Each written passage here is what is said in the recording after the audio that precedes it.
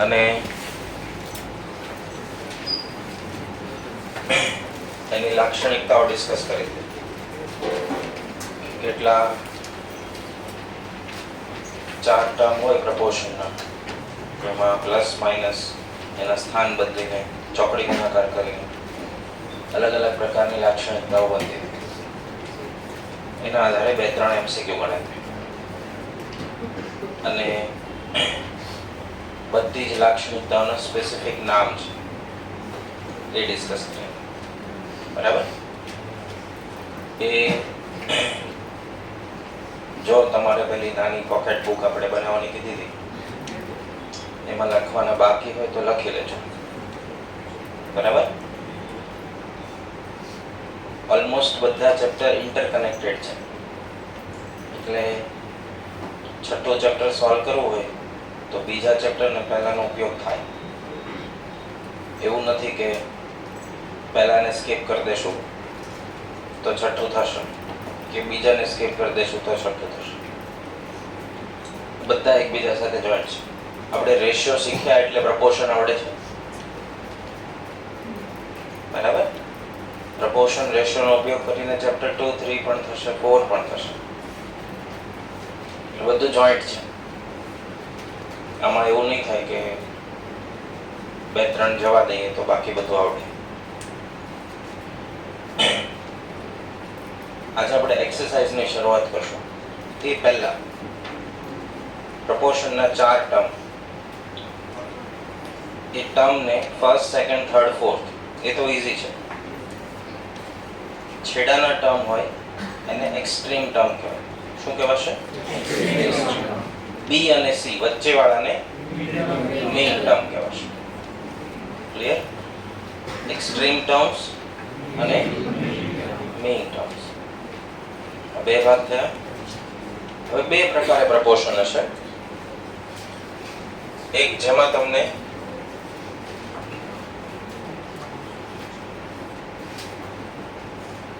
પ્રપોર્શનનું સ્વરૂપ આવું આપ્યું છે, A/B બરાબર C/D સ્વરૂપ.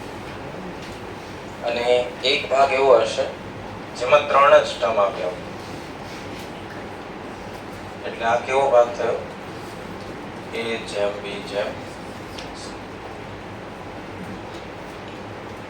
તો આ કન્ટિન્યુ પ્રપોર્શન, પહેલા રેશિયોનો છેદ અને બીજાનો અંશ બે કેવા હશે? સમાન હશે. તો શું લખાય? B² બરાબર AC. B બરાબર વર્ગમૂળમાં AC. આ B ને કહેવાશે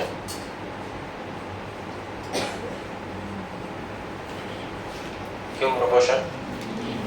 મીન પ્રપોર્શન. B બરાબર વર્ગમૂળમાં AC. B ને કહેવાશે મીન. જો આ 3 ABC વાળા ક્વેશ્ચન હશે તો કોઈ પણ એક મેળવવા માટે, માનો કે C મેળવવું હોય તો કોણ આપેલા હોવા જોઈએ? A અને B. A મેળવવું હોય તો B અને C, અને B મેળવવા હોય તો A અને C. જ્યારે 4 ટર્મનું પ્રપોર્શન ક્વેશ્ચનમાં આપ્યું હશે ત્યારે એક મેળવવા માટે ઓછામાં ઓછા બીજા કેટલા જોઈએ? 3. આ સમજાશે? બસ આટલાનો ઉપયોગ કરશો એટલે આપણે એક્સરસાઇઝ સોલ્વ કરી લઈશું. બીજી એક એડવાઇસ એવી રહેશે, જે ભણાય છે એને ઘરે જાતે પ્રેક્ટિસ કરવાનું કન્ટિન્યુ રાખવું. બરાબર? આપણે ખાલી કેટલા માર્કનું કવર કર્યું? રેશિયો, પ્રપોર્શન, ઇન્ડાયસિસ પૂરું કર્યું. એટલે કેટલા થશે? આ કમ્પ્લીટ કરશો એટલે એકદમ આટલી મોટી વસ્તુ છે, થોડી પચાવવી પડે. એક ધારા પણ એટલે કન્સિસ્ટન્સી જળવાશે તો આ મોટું જે ભાગ છે એ બહુ સરળ છે. પણ તમે લાસ્ટ 10 ડેઝ કે 15 ડેઝમાં કામ કરવા માટે એનું ટેવ પાડીને આવ્યા તો એ છોડવું. બરાબર? ઇન્ટેલિજન્સી મહેનત સામે પાછળ રહી જાય. ફરીવાર, ઇન્ટેલિજન્સી મહેનત સામે ક્યાં રહી જાય? પાછળ રહી જાય. મારી પાસે એના થાઉઝન્ડ્સ ઓફ એક્ઝામ્પલ છે. બરાબર. સુરત શહેરના A1 ગ્રેડના વિદ્યાર્થી, મારે કોઈને ડિમોટિવેટ કરવાની વાત નથી, પણ હું જે છે રિયાલિટીમાં બિલીવ કરવાવાળો માણસ છું. ઓવર કોન્ફિડન્સમાં સુરત શહેરની નામાંકિત સ્કૂલમાં ભણેલા A1 ગ્રેડના વિદ્યાર્થીઓને ટ્રાયલ આપવા પડે. ગામડાની સ્કૂલમાંથી ભણીને આવ્યા હોય એને ખાલી એક જ મનમાં ઘૂસી ગયું હોય કે ગાંડાની જેમ મહેનત કરવાની છે, ટીચર્સ પ્રોફેસર જે કે એ કરી નાખવાનું છે, તો ફર્સ્ટ ટ્રાયમાં ફાઇનલ યર સુધી પણ પહોંચી જાય છે. ફાઉન્ડેશન, ઇન્ટરના બંને ગ્રુપ અને ફાઇનલ. ચોખ્ખું ગુજરાતી પણ બોલતા ન હોય તો પણ મહેનત આગળ નીકળી જાય. ઇન્ટેલિજન્સી ક્યાં રહી જાય? પાછળ. Over confidence. જે વસ્તુને વારંવાર રિપીટ કરવી પડે, જેમ કે વિરલ સર તમને લો ભણાવે છે, હું કાલે બેસું એમના લેક્ચરમાં, મારે તમારથી વધારે મહેનત કરવી પડે, ભલે હું ટીચર છું. સમજાય છે? તો જે સબ્જેક્ટને જેટલી જરૂર પડે એટલી કરી દો. એક જ લક્ષ્યની સાથે મહેનત કરવા લાગી જશો તો થઈ જશે. એમાં ડિસ્ટ્રેક્શન આવવું જોઈએ. સૌથી મોટું ડિસ્ટ્રેક્શન આ છે.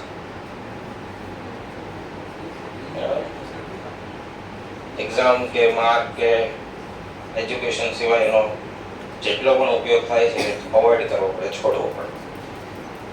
હા, એમાં ક્યારેક તાવ આવી જાય ને બધું થાય, રીલ ન જોવાતી હોય ત્યારે નબળાઈ ફીલ થાય, હૃદય ઓછું કામ કરે, બધું થાય ત્યારે 10-15 મિનિટ ઠીક છે.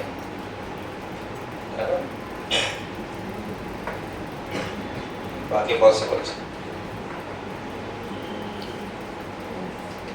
આજે એક 22-25 વર્ષથી વિપુલ શાહ કરીને ચાર્ટર્ડ એકાઉન્ટન્ટ છે ત્યાં અમદાવાદ.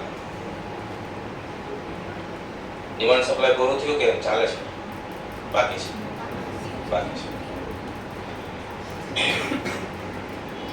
શોર્ટેજ હશે એટલે હ્યુજ ડિમાન્ડ ક્રિએટ થાય. હ્યુજ ડિમાન્ડ ક્રિએટ થાય એટલે હાઈ પ્રાઇસ પે કરવી પડે. એક્ઝામ્પલ તરીકે કાપડના એક ટુકડાને જેમાંથી માસ્ક બને, હોસ્પિટલ સિવાય કોઈને ખબર ન હોય કે માસ્ક જેવી વસ્તુ હોય. જેટલું કોરોના આપણને બધાને એનો પરિચય છે, અને એ કાપડનો ટુકડો હાઈ વેલ્યુ પર પે કરીને લોકો લેતા.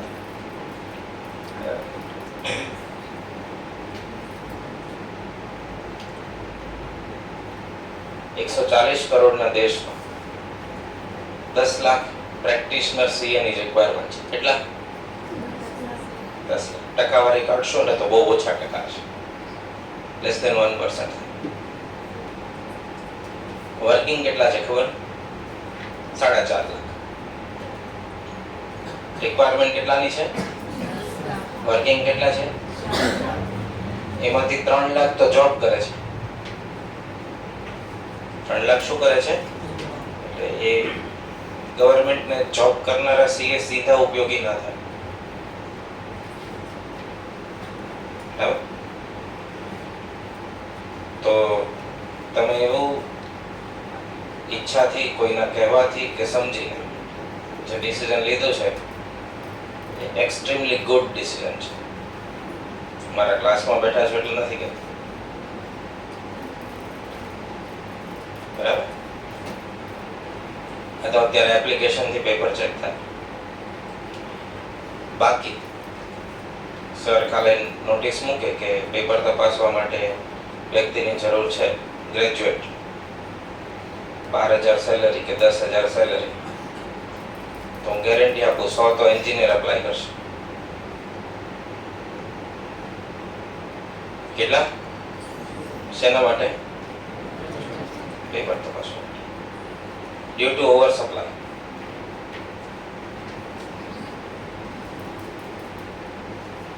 બરાબર?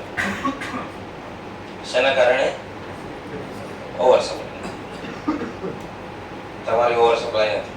ઓવર સપ્લાય એની ન હોય જે એજ્યુકેશન મહેનત માગી લેતો. મહેનત કરવી ગમે નહીં. તો બીજી બધી જ વસ્તુઓને ત્યાગ કરીને છોડી દે. શેમાં લાગી જવાનું? થાય છે. આપણી પાસે પ્રૂવન સ્ટેટિસ્ટિક છે. બરાબર. આજે ખાલી એક સલાહ આપી જેનું પાલન કરવું ખૂબ જરૂરી છે. જે વસ્તુ ભણી ગયા છીએ, હું હોમવર્ક આપું કે ના આપું, બાય ડિફોલ્ટ ફિક્સ હોમવર્ક છે. ઘરે એની પ્રેક્ટિસ કરો. બરાબર? ક્લિયર? પ્રપોર્શનના કેટલા ભાગ પડશે? એકમાં કેટલા ટર્મ આવશે? એકમાં કેટલા ટર્મ આવશે? 3. 3 ટર્મ આપ્યા હોય ત્યારે કોઈ એક ટર્મ શોધવો હોય તો કેટલા જોઈએ? 4 ટર્મ આપ્યા હોય ત્યારે કોઈ એક ટર્મ મેળવવો હોય તો કેટલા જોઈએ? એક્સરસાઇઝ ઓપન કરો.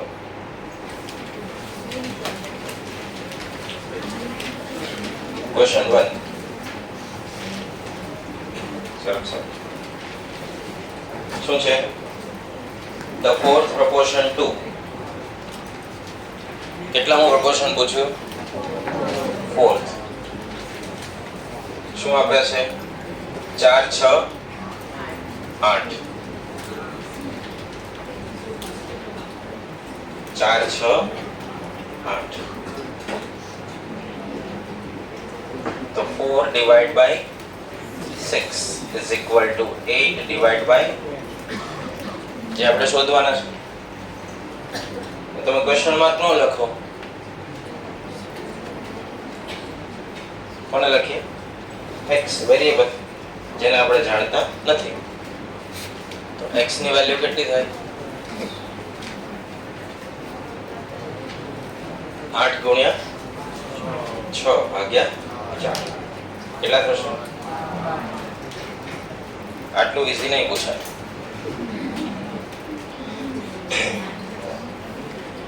એટલું ઈઝી પૂછાય તો જો વિદ્યાર્થીઓ ખૂબ સારા કર્મ કરે, જેમ કે ક્લાસમાં ખૂબ શાંતિ જાળવે, ડેઈલી હોમવર્ક કરો, પેરેન્ટ્સને માન સન્માન જળવાઈ રહેવું, બિહેવ કરે, તો સહેલું પેપર નીકળે. દર વર્ષે અઘરો એટલે નીકળે કારણ કે એવો સ્ટુડન્ટ કરતા ન હોય. બરાબર ને? સમજાશે? આ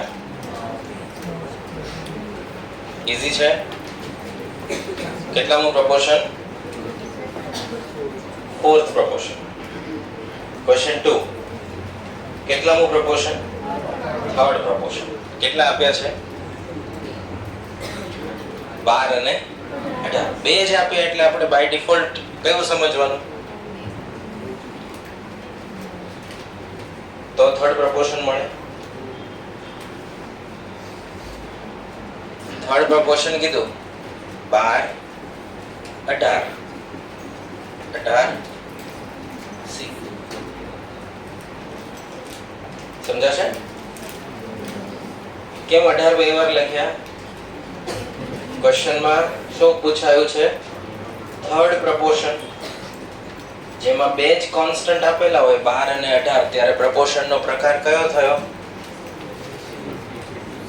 a જેમ b જેમ c. તો 12 18 ને c લખાશે એવું? તો c બરાબર શું? 18 ગુણ્યા 18 ભાગ્યા 12 કેટલા થશે? 27.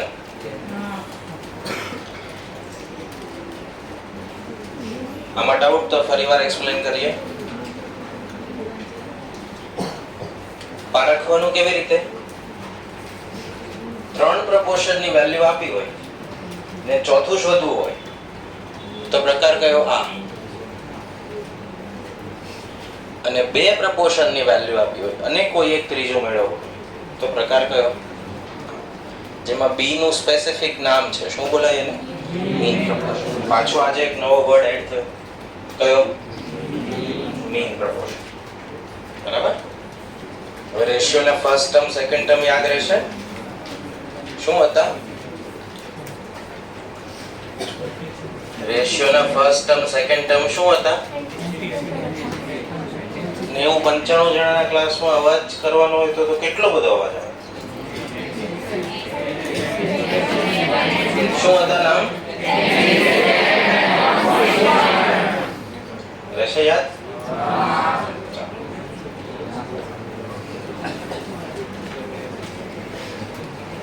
અત્યારે વર્બલી યાદ રાખવાના, પછી સ્પેલિંગ યાદ રાખવા પડશે.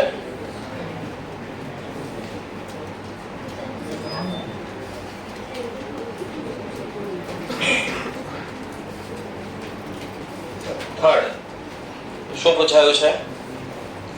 ધ મીન proportional between કોના વચ્ચેનો મીન proportion? 25 અને 81. આવું છે. મીન proportion કોને કહેતા હતા? A જેમ B જેમ C સ્વરૂપે proportion હોય તો વચ્ચેના પદ B ને આપણે શું કહેતા હતા? Mean proportion. તો 25/B B/81 તો B² બરાબર 25 ગુણ્યા 81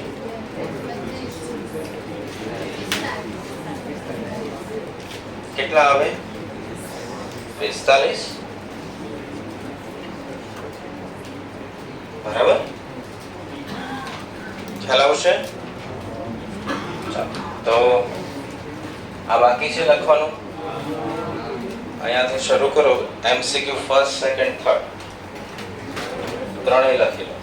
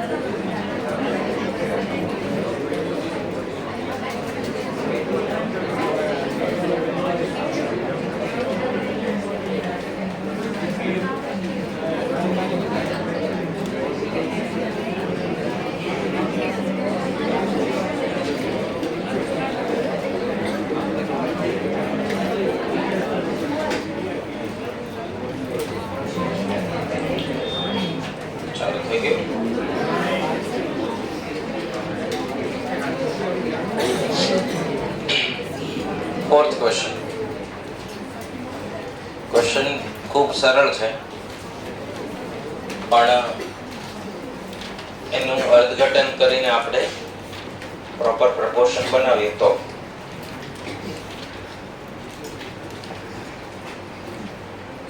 એક જ ક્વેશ્ચન ઘણી બધી રીતે પૂછી શકાય. જેમ કે ક્વેશ્ચન પહેલો છે એમાં સીધું કહી દીધું કે ફોર્થ પ્રપોર્શન શોધો, તો ગણતરી ઈઝી થઈ જાય. તો ક્વેશ્ચન 4 જો, the number which has the same ratio to 26, કોઈ એક નંબર x ને 26 સાથે જે રેશિયો થાય, સેમ રેશિયો એટલે સરખામણી થઈ, ઇક્વલ થયું. the number which has the same ratio to 26 that 6 has to 30. 6 ને 13 સાથે જે રેશિયો થાય છે એ સેમ રેશિયો કોઈ એક નંબર x ને 26 સાથે થાય છે, એવું એનું ગુજરાતી થાય. બરાબર? એટલે ઇનડાયરેક્ટલી એવું કીધું કે find the first proportion. Indirectly શું કીધું? Find the first proportion. પણ એનું વર્ણન કરવાની રીત કોમ્પ્લિકેટેડ છે. ફરી વખત સમજો. the number which has the same ratio to 26, same ratio to 26 that 6 has to 30. 6 ને 13 સાથે જે રેશિયો બને છે એ સેમ રેશિયો કોઈ નંબર x ને 26 સાથે થાય છે. તો એ નંબર x કયો? ઇનડાયરેક્ટલી શું કીધું? Find the first proportion x. તો x is equal to 26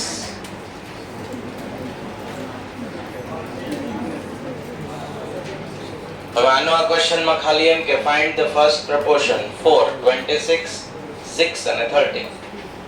તો ખૂબ સરળ લાગે. એના એ જ ક્વેશ્ચનને કોમ્પ્લિકેટેડ બનાવવો હોય તો આવી રીતે પણ પૂછાય. બરાબર? તો તમારે ત્યાં બુકમાં તો પ્રોપર લખવાનું, પણ જ્યાં ક્વેશ્ચન લખાયો છે ત્યાં બાજુમાં આ લાઈન લખી દો, જેથી ફ્યુચરમાં ક્યારેય બી તમે ક્વેશ્ચન જોવો તો એક હિન્ટ મળી રહે કે x ને 26 સાથે જે રેશિયો થાય છે એ સેમ છે કોના જેટલો? તો કે 6 ને 13 સાથે થાય એનો.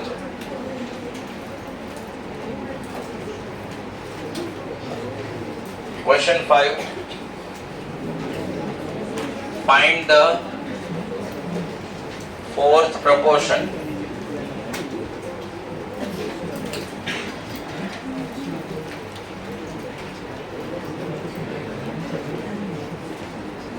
કોનું ફોર્થ પ્રપોર્શન શોધવાનું?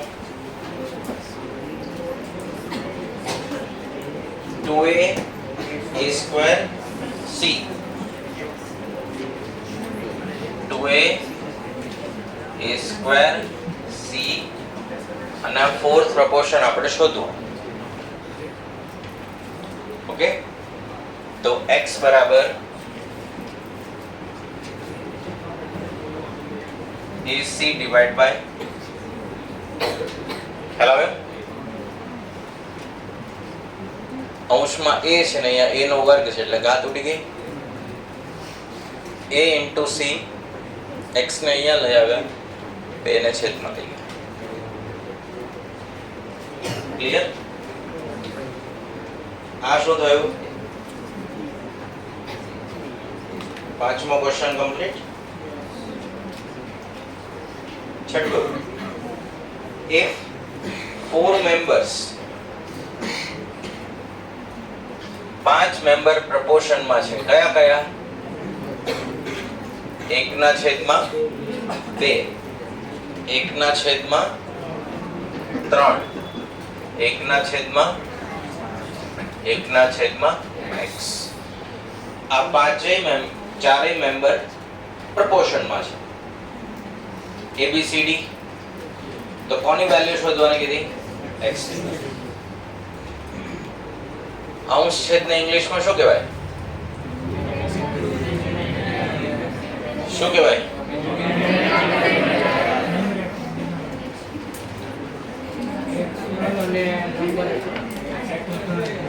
અંશ એટલે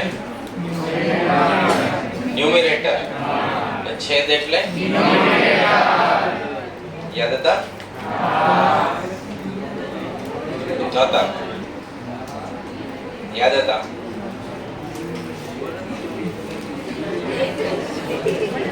યાદ હતા? Numerator denominator.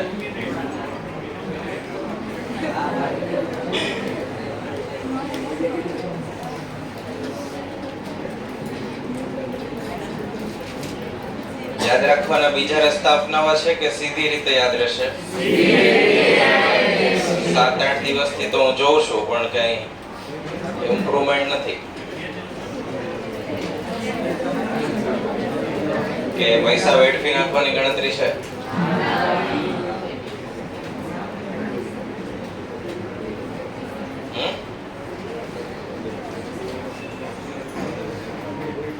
આપણે નેક્સ્ટ ટ્યુઝડે સુધી રાહ જોશું. આજે થર્સડે છે. નેક્સ્ટ ટ્યુઝડે પછીથી હું આવી રીતે જાહેરમાં નહીં પૂછું, સ્પેસિફિકલી પૂછીશ અને કામ સોંપી દઈશ. બરાબર? ત્યાં સુધીમાં તમારે જે તૈયારી કરવી હોય જેવી રીતે કરવી હોય. ચાલી ગયેલું કંઈ પણ પૂછી શકાય. જે ભણાવી દીધું છે એમાંનું કંઈ. ઓકે, આને સિમ્પ્લિફાઈ કરીએ.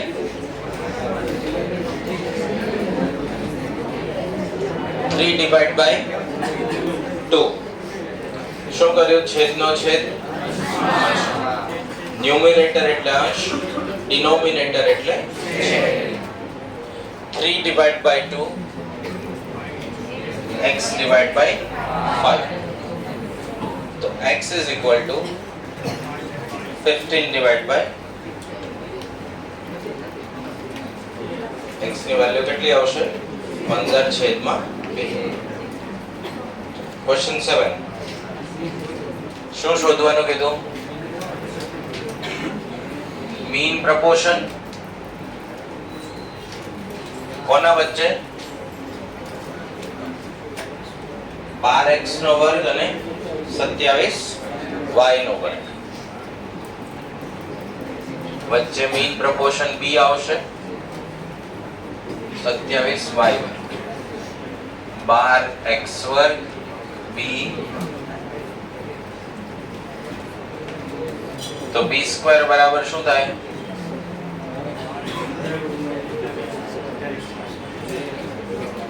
27 ગુણ્યા 12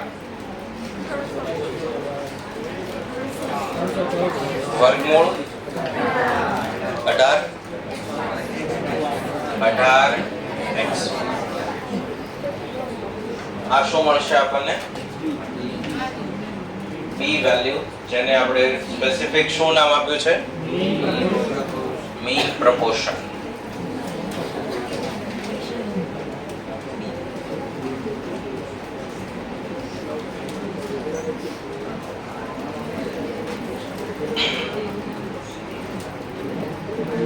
ક્લિયર?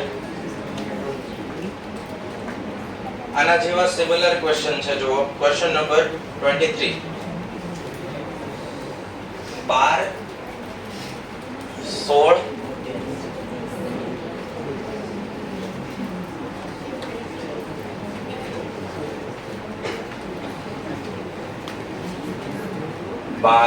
16 સ્ટાર 20 આવું છે. અને then find star.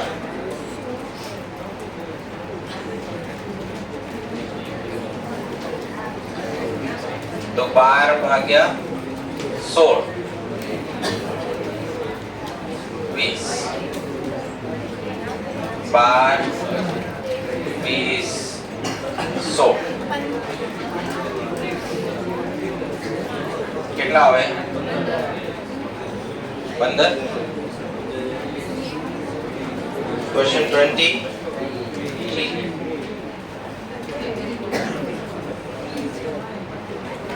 એના જેવો છે ક્વેશ્ચન 24.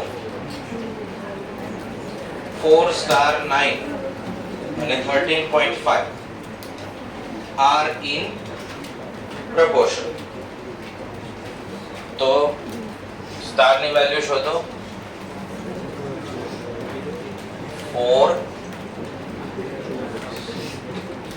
13 પૂર્ણાંક 1 તૃતીયાંશ આવું છે. તો 4 divided by star 9 divided by 13.5 લખાય.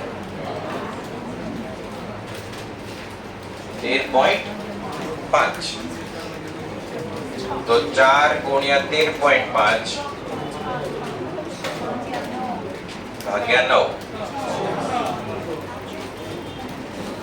કેટલી વેલ્યુ આવશે? 6. 25 શું પૂછાયું છે? Mean proportion. મીન પ્રપોર્શન કોના વચ્ચેનું? 1.4 5.6 1.4 into 5.6 કેટલું થાય?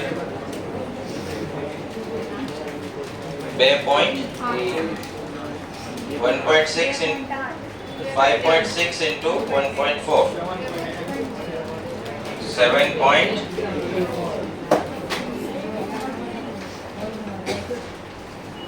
2.8 આવશે.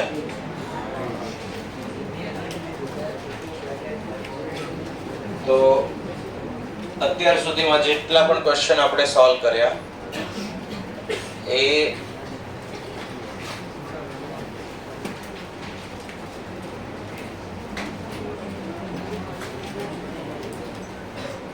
આનો ઉપયોગ અને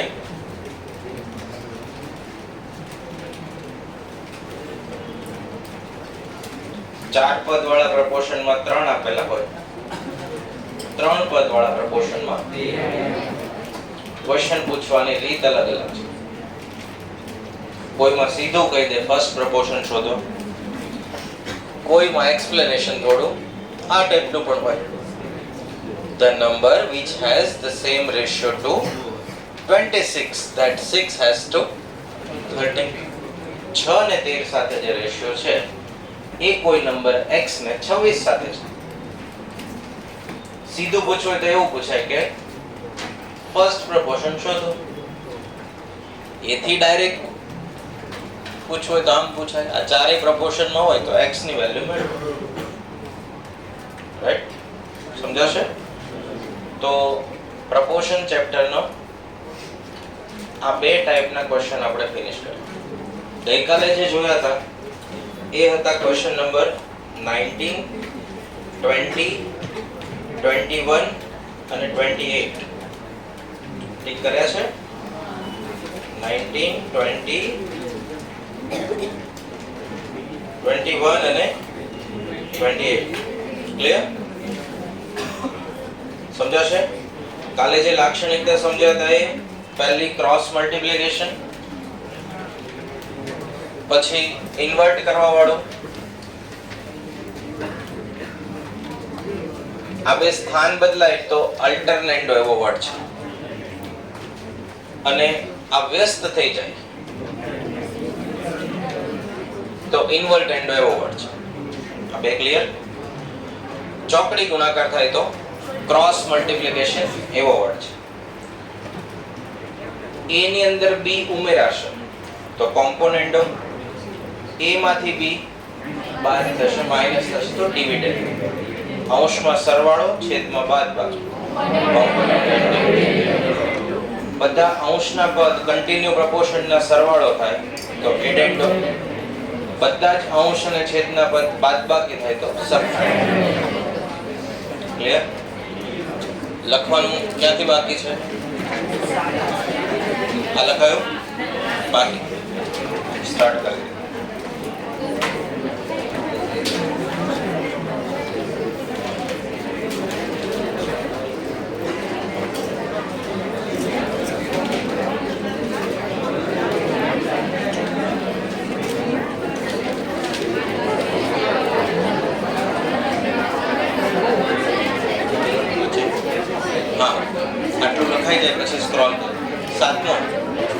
સમજવાનું.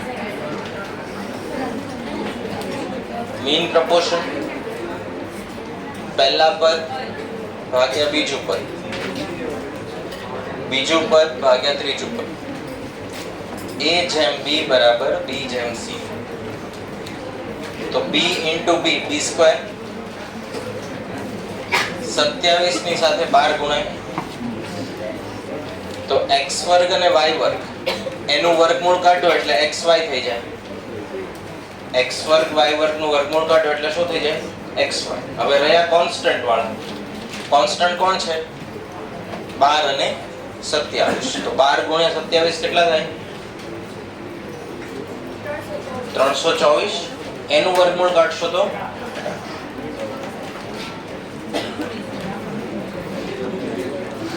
ચોથું પાંચમું સ્ક્રોલ કરી દઈએ. 4th 5th લખાઈ ગયા છે. 6 7